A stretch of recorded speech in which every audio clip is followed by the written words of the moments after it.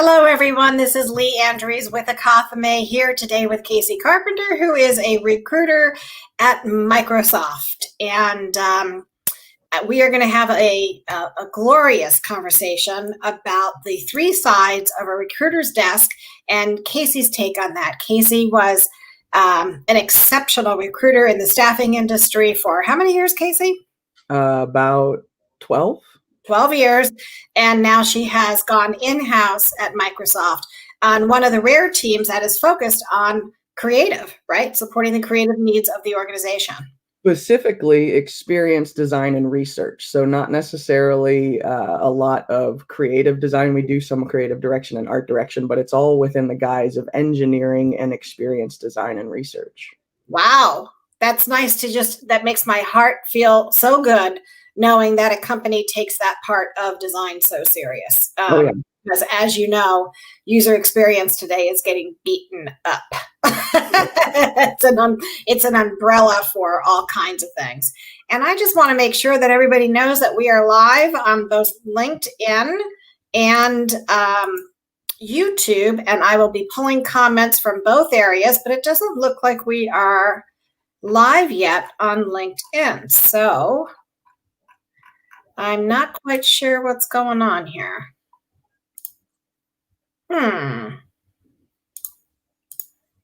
If anybody's on LinkedIn, if you can see me, now is a really good time to let me know that we're there.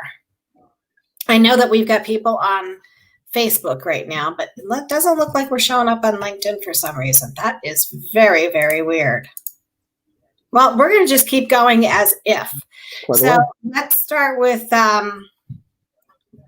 although that is really concerning, isn't it? We've got new comments. Let's see. Oh, we're on LinkedIn.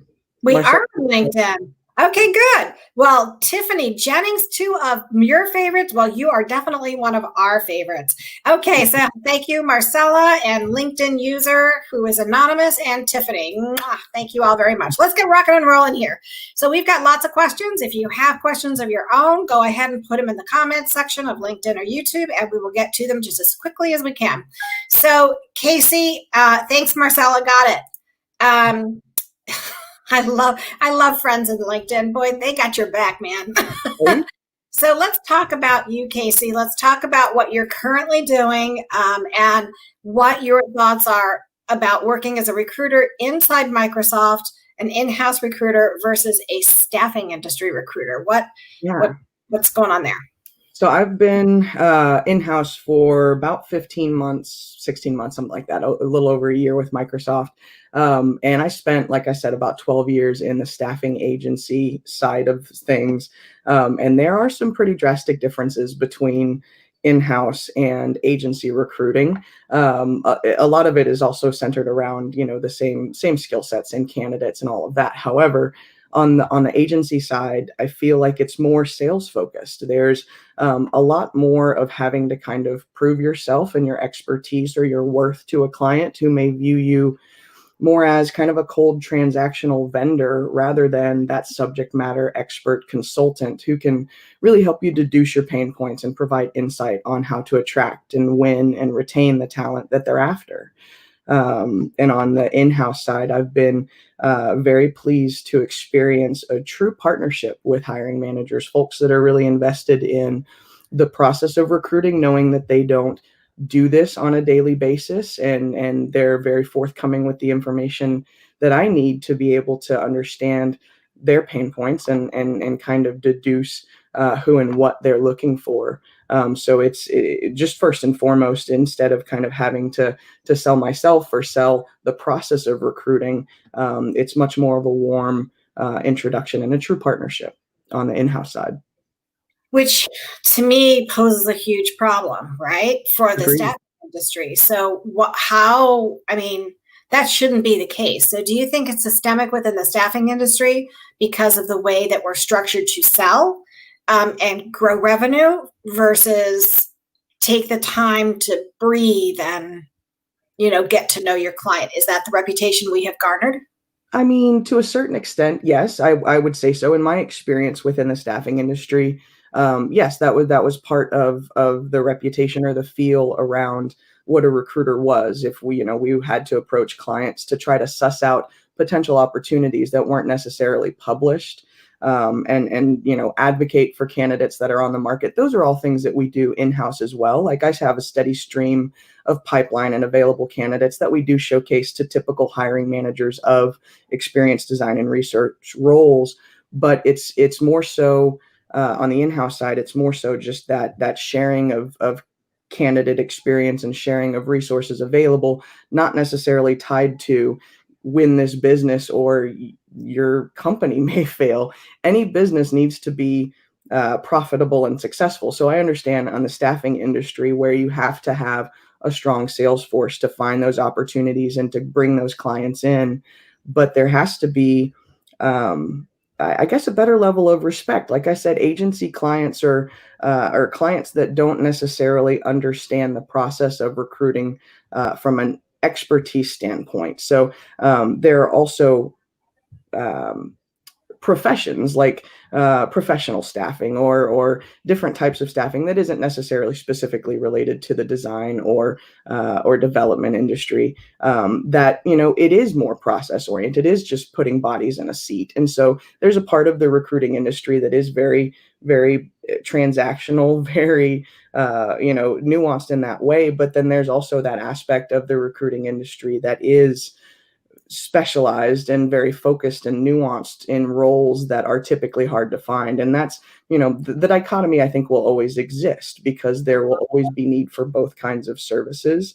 I don't know how to continue to transform the perception or the reputation of recruiting when, there will always be kind of both ends of it. Yeah. So I think that you hit on something important. I think that the more specialized and niche you are, the more likely you are to have a better relationship, I think, with hiring managers. Not always, but I think that chances increase exponentially, Yeah. which, because that's where you and I come from, right? That niche player who's really about doing the right thing for all the parties. So let's talk about that. So when you are, let's talk about from the recruiting side of the desk, you have clearly shown the difference, right, of how in-house versus staffing. So when you are talking about a partnership with a hiring manager as an in-house recruiter, what does that look like? What kind of conversations are you having around the position? Do you shape them? Do they shape them? Do you push back? What does that look like? It's a little bit of both. So within Microsoft, our clients come to us with the job descriptions and the things that they need out of the role. But then once the job is opened and posted, there's the expectation, or not the expectation, there's the agreement that recruiting and the hiring team or the hiring manager have what's called an intake call, where you sit there and discuss the nuances of the role, what gaps are missing in the team, what challenges you're trying to solve. And hiring managers within Microsoft, anyway, in my experience in the design and research world, I can't speak for engineering or PM or anything like that, but in my world in Microsoft, these hiring managers are very focused and forthcoming with information that is pertinent for my success, because it guarantees their success in what they're trying to do. And overall, we have a very thanks to Satya Nadella and his leadership, we have a growth mindset focused culture, which is evident in the hiring managers that are constantly open to conversation about how to capture the voices of those that are not typically brought to the table, how to expand inclusive design and design for everyone and the empowerment of everyone. And so, a lot of the hiring managers, the majority of the hiring managers I work with, very much do resonate and take Microsoft's mission to empower every person and organization on the planet to achieve more. They take that seriously, and it comes through in how they work with recruiting. And I get to set them up with, suggestions on how to be successful in the process. I know what I need on my end to be successful in recruiting. I need feedback. I need, responsiveness within a timely manner. And I set those expectations. I ask for that up front. And, when I ask for what I need, I'm typically given it. And that's amazing. So I'm putting this on the screen just to make sure that everybody heard this. So feedback plus responsiveness equals recruiting success. Yeah. I think so you are, and your clients, your internal hiring managers are your clients, right? And Yes. they are, and they're okay with this. They get that if they don't get feedback from you. Do you ever get that? Do they ever not respond? Because you and I experience that a lot in the staffing industry, right? You just get, they ghost you. Exactly. And it happens in every world. I won't say that it doesn't. I will say that it happens much less frequently within an in-house environment, because when we are both dedicated to the same outcome, then we tend to work together as partners. And so from an agency standpoint, there's not always that direct line of partnership, because as a vendor, you think I'm looking out for my company and my success, whereas you don't necessarily understand that my success is your success. That's right. Yeah. That's right. So let's talk about from the candidate side now. Yeah. Perception of recruiters is not very high. They are constantly complaining about being ghosted. They don't get responded to. They get these automated responses that are, less than a human touch. In fact, the biggest concern that I'm hearing about now is that they put their resume in, and seconds later, they'll get the rejection notice. Yeah. So is it true? And we've heard this from other recruiters, that they have access to all of those candidates that apply, regardless if it gets through to the ATS or not. Do you see all the candidates that apply, or just those that make it through the ATS? I do. So I'm the first line of filter for candidates that apply to my roles.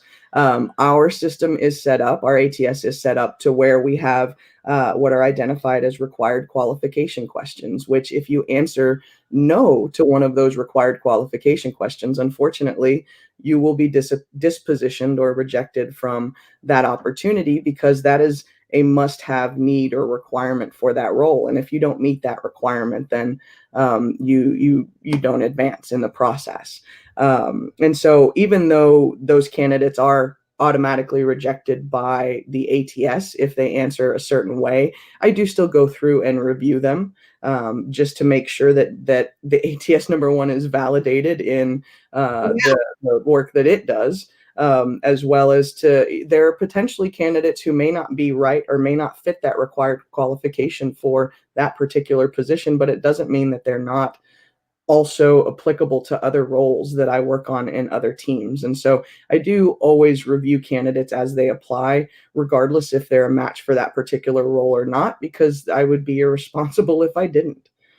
So what I'm hearing is that a responsible recruiter will allow the ATS to do its job and potentially ranking how quickly you look at somebody, but you will look at all your candidates. Yes. At this point. Yeah. I do, yes. And you for all recruiters, but I do. Would you suggest, I think that's a best practice. Would you? Agreed. Yeah, because you never know, right? There's gonna be another talent war. When this light switch goes on, it's gonna be a bigger and harder fought talent war than it's ever been, because the need is going to happen overnight and we're going to have to play catch up. Right. So what would your advice be for candidates submitting their resumes online? What might you give somebody? Online is a black hole. I get it. I get it. It has its downfalls, but at the end of the day, if there are good people behind the black hole, then there are still ways to win within the system. My first piece of advice to any candidate in any kind of role is to apply to anything and everything to which you are a fit, that you meet the requirements, and that catches your interests, because it is a numbers game. You have to cast your net wide in order to to really capture all the opportunities. And the other aspect of not just applying to everything online, but it really is talking to your network, activating your network. And by network, I don't just mean folks on LinkedIn. I don't just mean, the people that you meet at meetup groups or something along those lines. I mean your entire network, your friends, your family, people that you used to work with or indirectly with that you just enjoyed the hallway chats or conversations, folks that you worked with previously who were your clients or were, who you were clients of. Talk to anyone and everyone. You have to put those intentions into the universe to see what it brings back. People can't help you if they don't know what help you need. Okay, I can't type as fast as all these little gems that you published here, but I will try to get them up there as quickly as possible. And I agree with you. You're also connecting a little holistic kind of belief there that what you put out, you will get back. So reaching out and making those connections are real critical. You also talked about applying to everything and anything. What exactly? Now that doesn't mean that you're not qualified for it. Let's clarify what you mean by that. That doesn't mean that I'm not going to apply for, jobs that I'm not qualified for, right? Yeah, no. So anything and everything that for which you are a match, for which you meet the required qualifications, you meet the skill sets and the responsibilities that they're looking for. It doesn't mean that you have to have necessarily had that specific job title. If you're able to display or discuss where your skills and experience have functioned in a similar realm, then definitely put your neck out. Go for it. I've long been an advocate for people, especially women, especially people of color, and especially in the technology industry, to go after those lofty opportunities, to go after those things where no, you may not necessarily be the right candidate on paper with the history that you've had, but if you can display where you've functionally excelled in those areas in what that job description is trying to achieve, then go for it. Because if you have that ability to not prove your worth, but to stand behind your assertion of I can do this job, then show me, tell me, let me advocate for you. So let's talk about cover letters. How important are they to you? Hit or miss. Cover letters. I know not every ATS will accept cover letters. I know not everyone who receives a cover letter reads it. I'm more interested in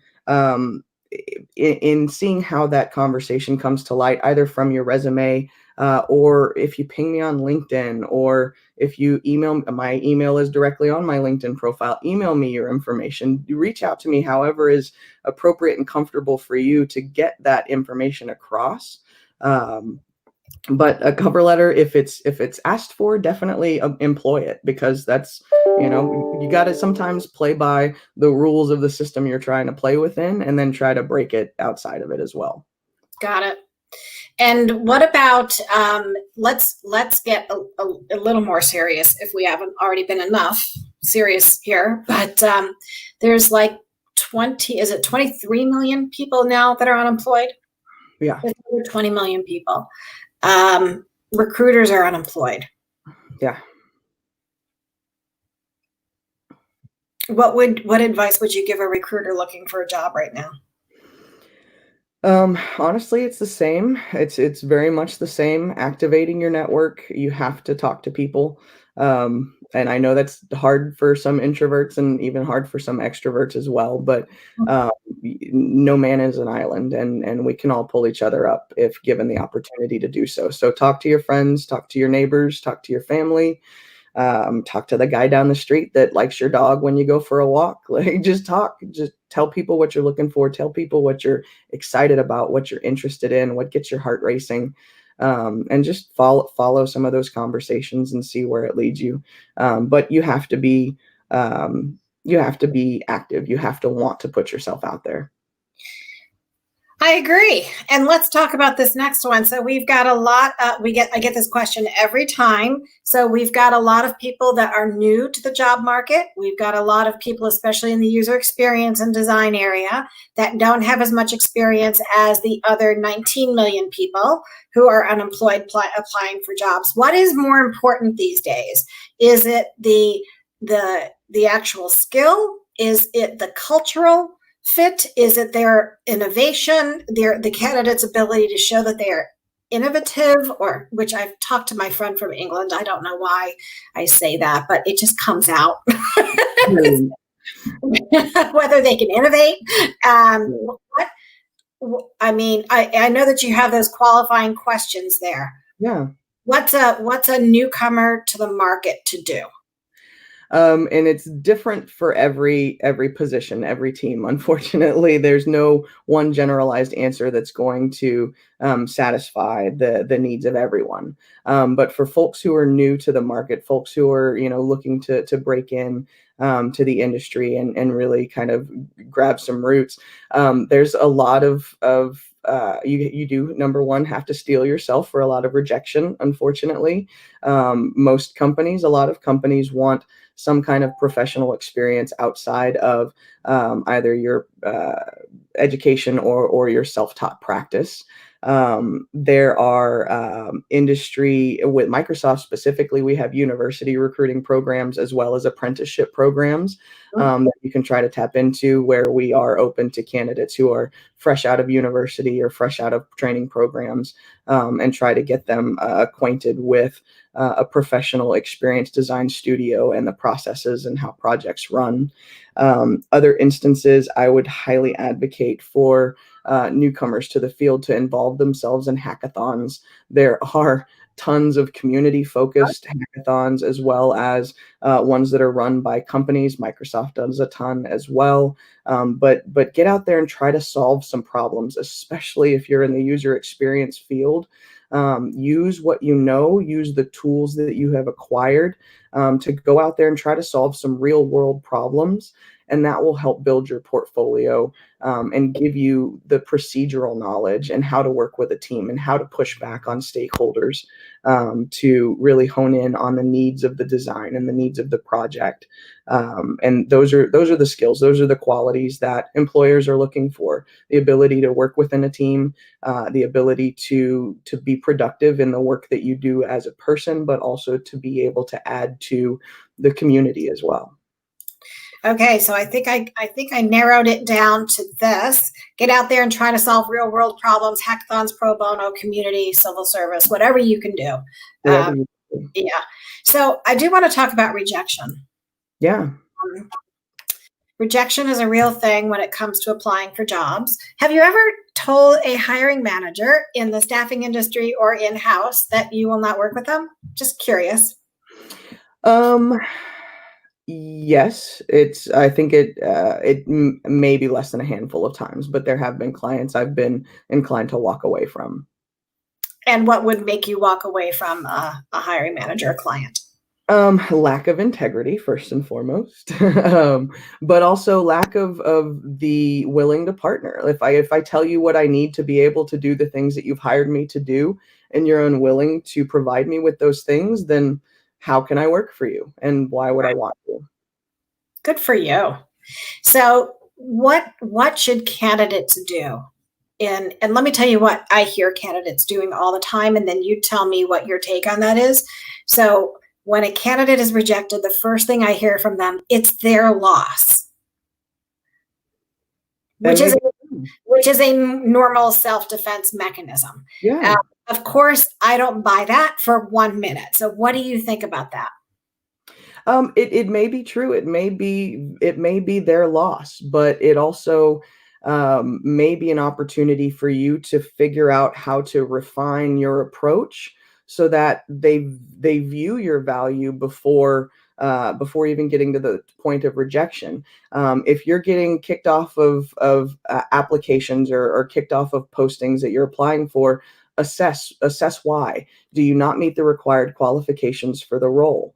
Have you not found a way to reach out outside of the job posting? Have you not tried to hunt down the hiring manager for an introduction into why you're applying to this role in the first place, or why they should give you a second look?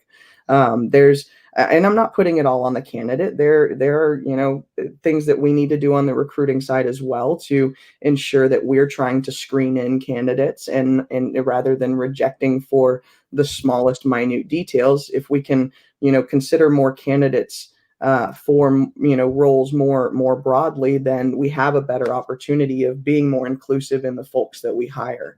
And so it is on both of us, on both sides of the coin. But you have to be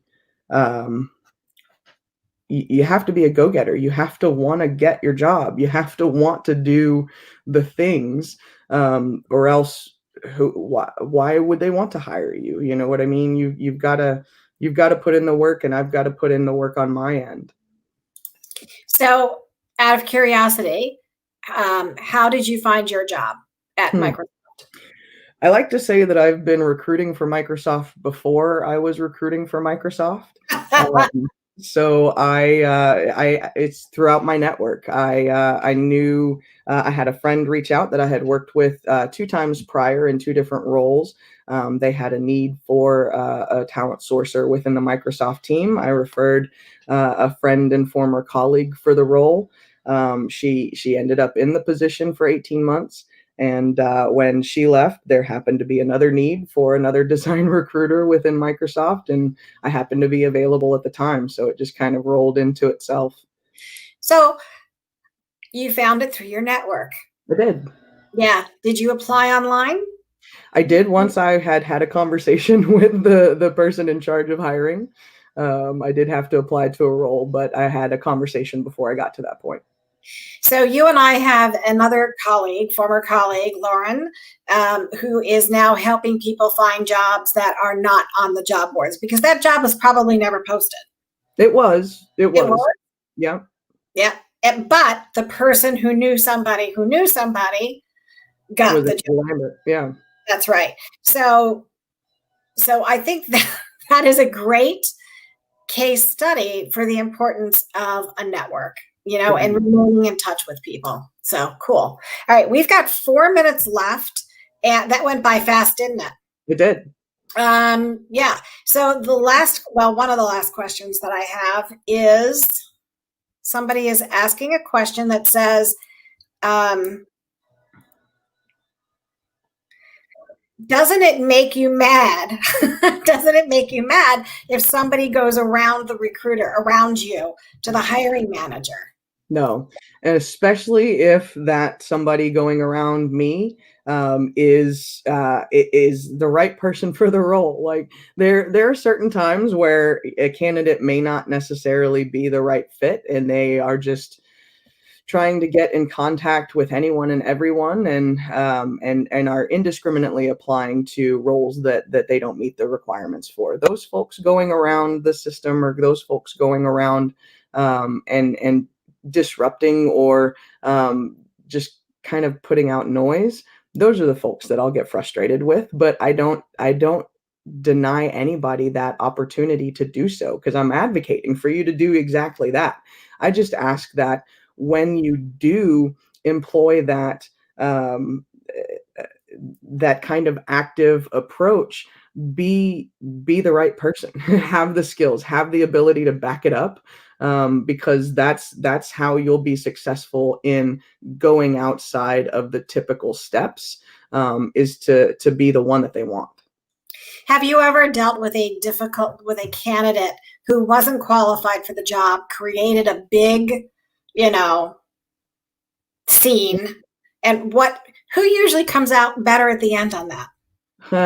So I'll get rebuttal messages from candidates when I've dispositioned them, or told them that they're not a fit for the role. I understand their frustration and their ire sometimes when they continuously get rejection.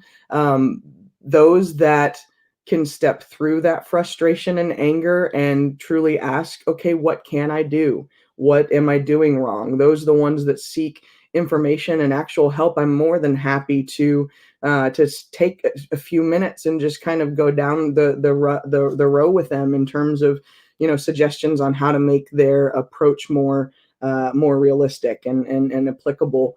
And then those that just want to be mad for the sake of being mad, I can't do anything with or for. So I just let them go on their way. Go enjoy your madness.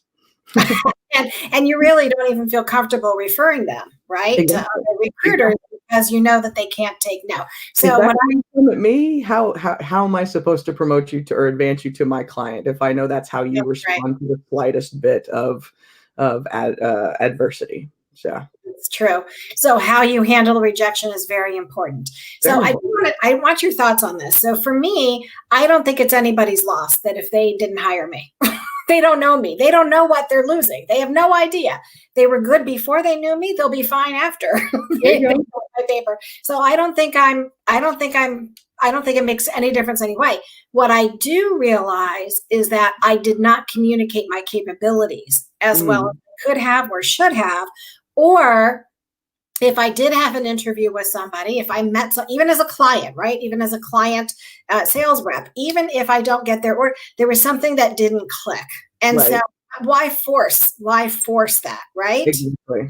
Just why force that? If there may come a time later down the road where they realize that what they need is a little help from somebody like me, then I'll think about helping them. There you go.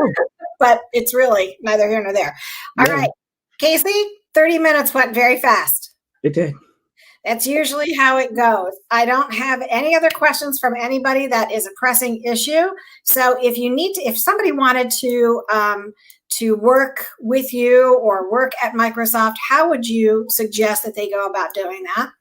I am on LinkedIn. You can find me there. My email address is kasey.carpenter@microsoft.com. First name is Kasey. Hit me up. I'm bad at responding. I am a little bit slow responding on LinkedIn. I will admit that. However, I will respond back to you. But nope, Kasey.carpenter. First name dot. Kasey.carpenter. Kasey.carpenter@microsoft.com. All right, so let's just put that up there for a second, and I think we are good to go. Thank you, everybody, for joining us. Kasey, thank you so much for joining us early in the morning. Your time, I appreciate it. You know how much I adore you, and thank you for all your work that you've done in making us all look good. Thank you, and thank you for having me. I've enjoyed it. All right, take care. Bye, everybody. Kasey, hang on for just a second.